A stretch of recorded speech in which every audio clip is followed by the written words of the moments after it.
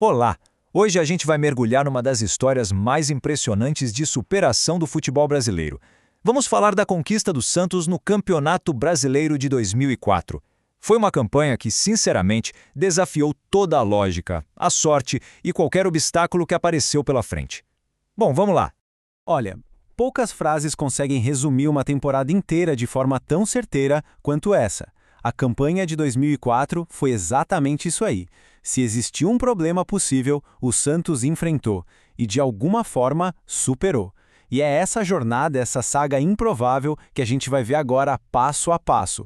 Para a gente entender a dimensão dessa glória, a gente precisa começar pelo caos, pelo colapso total. O ano de 2004 não começou com nenhuma promessa de título, muito pelo contrário. Começou com a imagem de um time campeão sendo simplesmente desfeito, peça por peça. Dá uma olhada nisso. De um lado, a base que foi campeã brasileira em 2002 e chegou na final da Libertadores de 2003. Nomes de peso, né? Diego, Renato, Alex, Fábio Costa. Do outro, a dura realidade de 2004. Todo mundo indo embora. Vendidos, negociados. A espinha dorsal daquele time foi completamente arrancada. O que sobrou? Um mar de incertezas. E o resultado, claro, foi imediato e desastroso. 3 derrotas logo nos 4 primeiros jogos. O técnico Emerson Leão, que era o comandante dos anos de glória, acabou demitido. O projeto parecia ter morrido na praia antes mesmo de começar de verdade. E esse número aqui, ele representa o fundo do poço. Num campeonato com 24 times, o Santos despencou para a 20ª posição. Isso não era só ruim, era flertar perigosamente com o rebaixamento. Aquele time que tinha sido campeão agora estava em ruínas. Mas é exatamente lá no ponto mais baixo que a grande virada começa a se desenhar. A chegada de um novo técnico, Vanderlei Luxemburgo, foi muito mais que uma simples troca no comando. Foi o início de uma das reconstruções mais espetaculares que o nosso futebol já viu.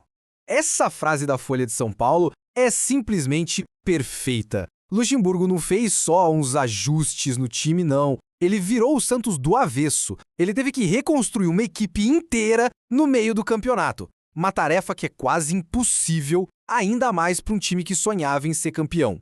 E então, veio a arrancada. 7 vitórias seguidas que mudaram completamente o rumo da história.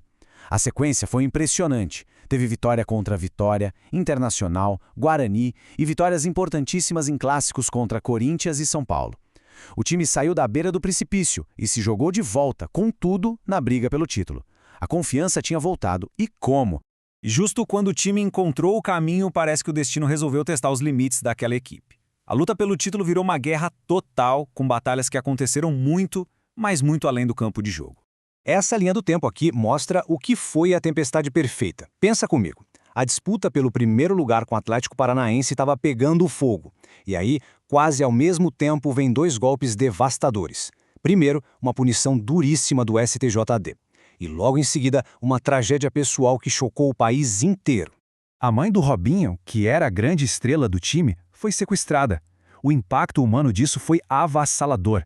Como o próprio Luxemburgo disse, aquilo arrebentou com todo mundo. Não tinha como não sentir. O Robinho precisou ficar fora por 6 jogos que eram cruciais. E o time teve que lutar não só pelo campeonato, mas também pelo seu companheiro. E como se o drama do Robinho não fosse suficiente, veio a punição do STJD.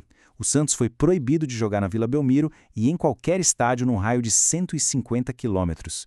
O time foi forçado a um exílio, mas a resposta que eles deram foi extraordinária. Agora, o mais impressionante de tudo é a reação do time a isso. Longe de casa, jogando em cidades como Mojimirim, São José do Rio Preto, era para desmoronar, né? Mas aconteceu o contrário. Eles não tropeçaram, eles atropelaram. Foram 4 jogos, 4 vitórias. E que vitórias! Teve 5-0 no Fluminense, 5-1 no Grêmio. A torcida do interior abraçou o time de um jeito que a punição acabou virando combustível. E aí, o clímax dessa perseguição implacável chegou na penúltima rodada. O Santos fez a sua parte, ganhou do São Caetano por 3-0. Enquanto isso, a mais de 700 quilômetros de distância, no Rio, o líder Atlético Paranaense perdeu para o Vasco. E pela primeira vez nessa reta final, o Santos assumiu a liderança isolada. Tudo seria decidido no último suspiro, no último dia. E chegamos ao último ato. Um jogo. 90 minutos para coroar a campanha de superação mais improvável que o futebol brasileiro viu nos últimos tempos.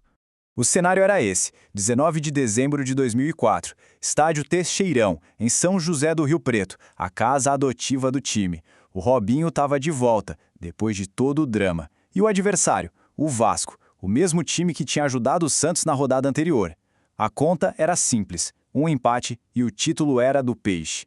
Mas aquele Santos não sabia jogar pelo empate. Logo aos 5 minutos, Ricardinho, numa cobrança de falta magistral, fez 1-0. Aos 30 minutos, Elano, de cabeça, ampliou para 2-0. O Vasco até diminuiu, mas já era tarde. A vitória por 2-1 selou o destino. A superação estava, enfim, completa. E essa tabela aqui é a prova final. Santos campeão com 89 pontos, 3 a mais que o Atlético Paranaense. Depois de estar lá em 20º, de perder jogador, técnico, a própria casa e a principal estrela em momentos decisivos, o time terminou no topo do Brasil. E a prova da força daquele time tá nesse recorde absurdo. Não foi só uma questão de resiliência, não. Foi um poder de fogo inacreditável. O Santos marcou incríveis 103 gols.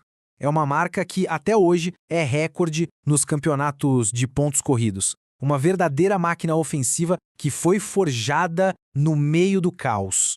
E a gente termina com essa pergunta que fica para reflexão.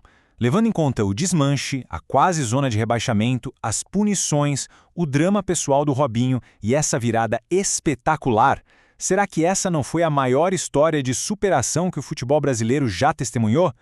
A resposta talvez esteja em toda essa jornada que a gente acabou de relembrar.